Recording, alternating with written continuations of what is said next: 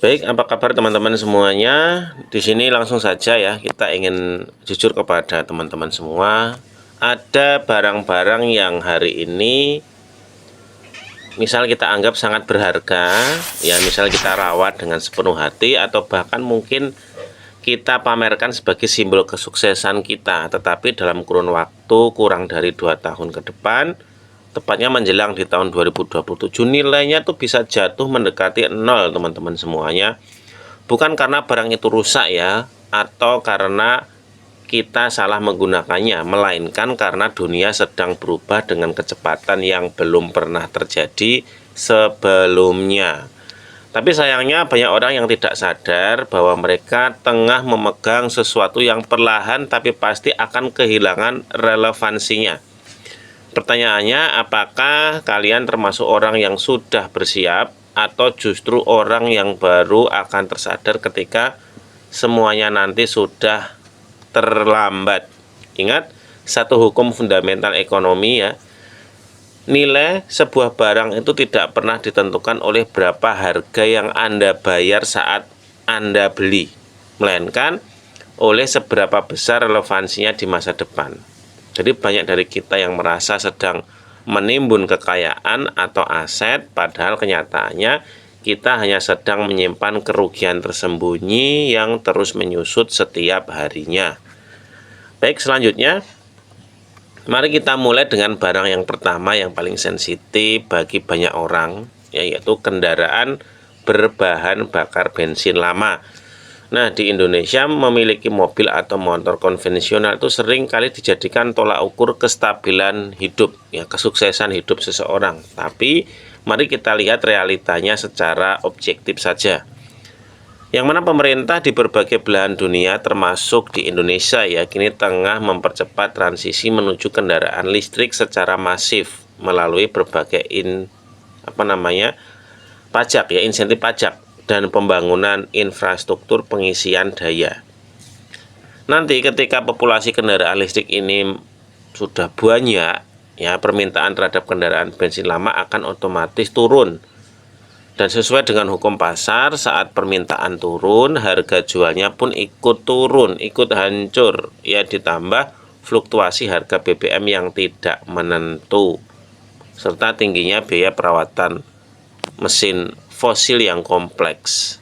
Nah, mempertahankan kendaraan bensin lama untuk jangka panjang bukan lagi keputusan investasi, melainkan sebuah beban finansial. Ya, jadi kecuali memang kita membutuhkan ya untuk transportasi, itu lain hal ya, bukan untuk investasi ya. Kemudian yang kedua adalah gadget lama yang sudah tidak lagi didukung oleh pembaharuan sistem operasi atau OS. Jadi siklus teknologi ini berkembang secara eksponensial.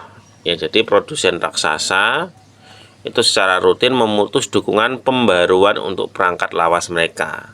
Ya, dampaknya fatal ya, berbagai sisi ya.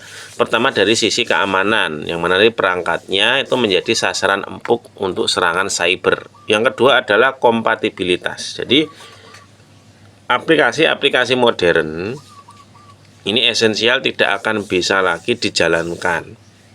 Nah, ketika sebuah gadget tidak aman dan tidak lagi bisa membuka aplikasi, tentunya nilainya di pasar sekunder akan lenyap seketika. Lalu yang ketiga adalah properti di lokasi yang salah. Jadi selama berpuluh-puluh tahun, kita dicekoki narasi bahwa harga tanah dan rumah itu pasti selalu naik. Nah, ini adalah mitos ya. Ini adalah mitos yang keliru sebenarnya. Yang naik hanyalah properti di lokasi yang strategis, yang memiliki pertumbuhan ekonomi yang nyata. Nah, dengan maraknya tren kerja jarak jauh dan digitalisasi, ya, kemudian mobilitas manusia yang bergeser secara radikal, nah, properti yang terletak di daerah terisolir atau kawasan yang kehilangan denyut ekonomi, ini akan menjadi aset mati, teman-teman. Tercatat, bernilai tinggi di atas kertas tetapi mustahil untuk dicairkan di dunia nyata. Jadi letak tanah ini sangat berpengaruh ya. Kemudian selanjutnya yang keempat, ini adalah yang diam-diam menguras kekayaan kita, adalah pakaian bermerek sebenarnya, yang hanya mengandalkan tren, sesaat atau hype-nya tuh hanya sesaat. Nah, di era digital, ya di era media sosial, itu banyak orang yang terjebak membeli pakaian mewah demi egonya atau sekedar demi konten visual yang menarik. Tapi siklus mode bergerak sangat kejam. Jadi pakaian yang dianggap sangat keren hari ini bisa terlihat sangat kuno di masa depan, kecuali untuk koleksi klasik atau edisi terbatas yang sangat langka. Yang mana mayoritas pakaian bermerek yang kita beli, misal di mall ya, itu akan mengalami depresiasi nilai yang sangat ekstrim setelah tag harganya nanti dilepas. Itu ya. Kemudian barang yang kelima yang semakin tidak bernilai adalah media penyimpanan fisik seperti CD, DVD ya maupun flash disk dengan kapasitas kecil. Jadi kita telah sepenuhnya bermigrasi ke era akses digital di mana platformnya ini yakni ada platform streaming dan penyimpanan awan atau cloud storage itu mendominasi dan memiliki tumpukan cakram fisik atau penggerak data yang lambat. Ini hanya mempengaruhi ruang kerja kita tanpa memberikan fungsi operasional yang berarti di tahun 2027 ya, karena memang sekarang cloud storage ini sudah banyak, bahkan yang free ini ada ya. Daripada kita membawa yang fisik harus kita bawa kemana-mana, kalau yang sistem cloud storage ini kita dimanapun kita berada kita bisa mengaksesnya. Nah, perubahan nilai ini tidak hanya terjadi pada benda mati yang kita sentuh, melainkan juga pada apa yang tersimpan di dalam kepala kita. Jadi hal ini yang akan membawa kita pada poin ke-6 ya, sebuah aset non fisik yang dampaknya jauh lebih destruktif. Jadi keterampilan nama yang tidak relevan. Nah, laporan global menyebutkan hampir separuh dari keterampilan kerja saat ini akan bergeser ya akibat adanya kecerdasan buatan atau AI. Jadi pekerjaan administrasi dasar seperti desain grafis sederhana misalkan, analisis data tingkat awal, sampai dengan hingga layanan pelanggan ini sudah mulai dialihkan ke sistem pintar. Nah, jika kalian hanya bertahan dengan satu keahlian konvensional tanpa mau melakukan upskilling, ya Anda sedang membiarkan nilai jual diri Anda di pasar kerja itu merosot hingga titik nadir. Nah, kemudian barang yang ketujuh ini hal yang paling tidak kita sadari sebenarnya, yaitu uang tunai yang disimpan begitu saja tanpa strategi.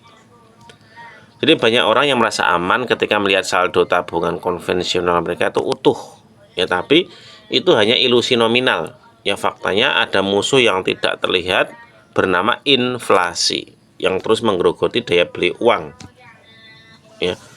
Misal uang Anda sebesar 2 hingga 4% setiap tahunnya. Jadi uang 10 juta rupiah yang kita simpan di bawah bantal atau rekening biasa hari ini itu tidak akan memiliki keuangan atau kekuatan ya, kekuatan belanja yang sama di tahun 2027. Jadi tanpa strategi alokasi ke instrumen yang produktif, itu membiarkan uang ini menganggur saja ya. Jadi menganggur, jadi sama saja dengan membiarkan kekayaan Anda ini menguap secara perlahan. Jadi ketujuh hal yang kita bahas tadi ini memiliki satu kesamaan yang ada benang merahnya lah, seperti itu. Jadi nilai itu hancur ketika dunia mulai bergerak maju sedangkan kita memilih untuk diam. Nah, di masa depan kekuatan ini tidak lagi diukur dari seberapa banyak barang fisik yang kita miliki, melainkan dari seberapa fleksibel kita dalam beradaptasi. Jadi selalu tanyakan pada diri kita sebelum membeli atau menyimpan sesuatu, apakah hal ini masih akan bernilai 3 tahun ke depan atau hanya terlihat berkilau saja hari ini. Jadi mulai hari ini alihkan fokus kita untuk berinvestasi pada hal-hal yang nilainya terus berkembang seiring waktu. Ya, seperti pengetahuan yang adaptif, kesehatan tubuh, serta jaringan relasi yang kokoh ya. Yang mana perubahan itu adalah sebuah kepastian, tapi kesiapan kita adalah pilihan ya. Terima kasih telah menyimak. Silahkan bagikan video ini kepada orang-orang terdekat kita agar bisa melangkah di tahun 2027 dengan fondasi finansial yang jauh lebih kuat dan bijak. Sampai jumpa. Terima kasih. Assalamualaikum warahmatullahi wabarakatuh.